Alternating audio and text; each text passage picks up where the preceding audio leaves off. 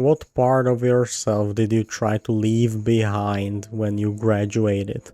And did you ever wonder if it followed you anyway? This isn't just one last supernatural detour, it's Aragi's surreal, emotional reckoning. A journey through a mirror where he confronts the version of himself that graduation couldn't erase. Not by fighting monsters, but by finally facing himself. It begins with a mirror. Araragi, on the brink of adulthood, is pulled into a world where everything and everyone is reversed. Karen is smaller, Ononoke shows emotions, Mayoi has grown up. At first, it's strange, even funny, but as Araragi looks closer, he realizes this isn't a random inversion. This is a reflection of his regrets. Each character twisted not just for comedy, but as a response to something he left unresolved. If this world reflects his regrets, it also reflects his fear. The fear of not knowing who he will become. For the first time in his life, Aragi doesn't know what comes next.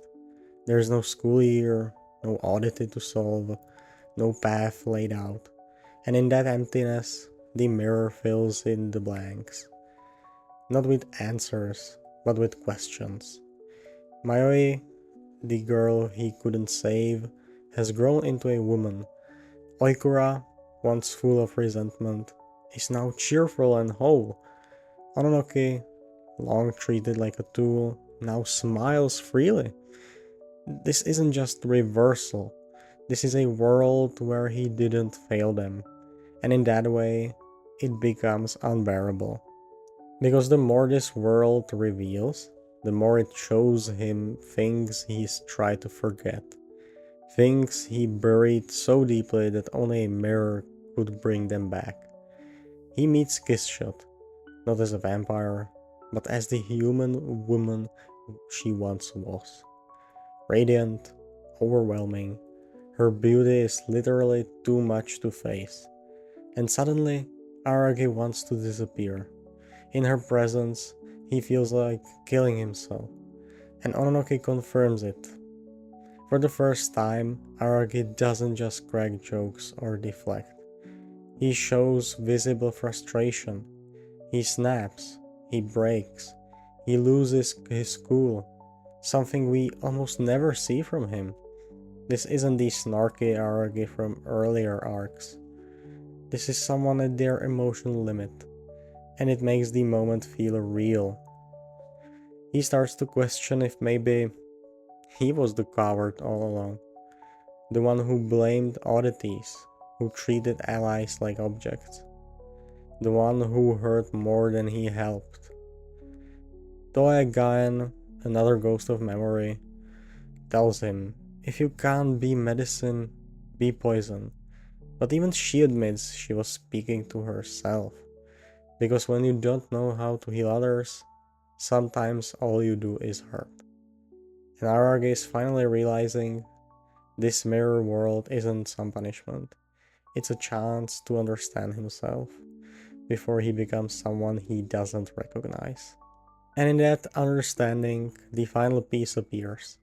Augie, wearing his uniform, because this whole time she wasn't someone else. She was a piece of him. His shame, his caution, his doubt. The version of himself he tried to leave behind after graduation. But the truth is, you don't get to abandon parts of yourself. You either reject them or accept them. And Aragi chooses to accept. Not to live in the mirror, but to step out of it. When he wakes up, Hitage is there, and with a laugh, a moment of pure light, she grabs his hand and leads him forward. No superstition, no mirror, just the future, one step at a time.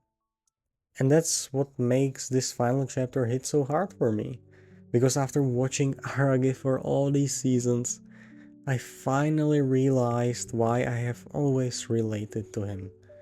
It's not the oddities or the supernatural drama, it's how careful he is, how much he second guesses, how deeply he thinks, sometimes too much.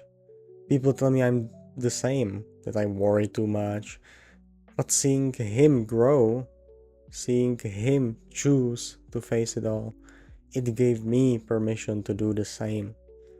It's been a while since I've graduated high school. I'm already deep into university now, second semester. But when I watched Zoku Owarimonogatari, I felt it all rush back. That feeling of not knowing what's next. That quiet pressure to leave things behind and become someone new. And the truth is, I didn't leave without regrets either. I didn't cross the line as cleanly as I told myself I did. But Araragi showed me you don't have to carry everything. You just have to be willing to remember it. To let it exist inside you without shame. Because that's how you grow. So if this is really the end of Monogatari series as we know it with Koyomi, then I just want to say I'm grateful for everything.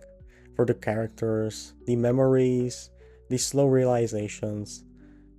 I love Monogatari. And I love that, just like life, it doesn't tie everything up.